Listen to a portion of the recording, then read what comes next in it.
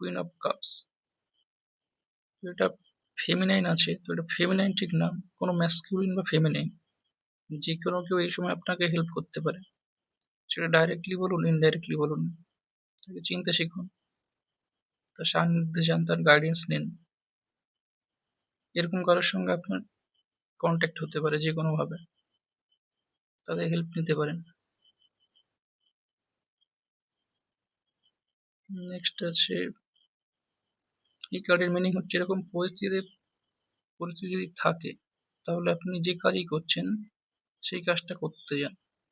এখানে কোনো ওয়ার্কিং ম্যানের ছবি আছে, তো এটা শুধু ম্যান না, জেন্ডার স্পেসিফিক না, ম্যাসকুলিন ফেমিনিন, পুরুষ মহিলা যেই হন, বা কোনো বালক বালিকা কিশোর কিশোরী, যে কোনো এজের মানুষই হতে পারেন।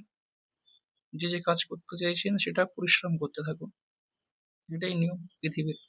পরিশ্রম করলে সফলতা অবশ্যই আসবে।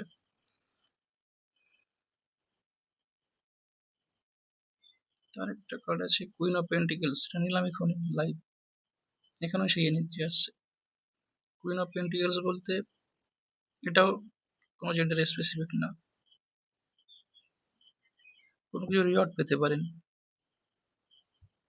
সেটা যদি আপনি পরিশ্রম ঠিকঠাক করেন তাহলেই হবে। কেউ যদি ভাবে যে পরিশ্রম করবো না, ভাবছি, স্বপ্ন দেখছি, তাহলে স্বপ্নই পাবেন, সেটা বাস্তবে কি আর হবে? বাস্তবে হবে না।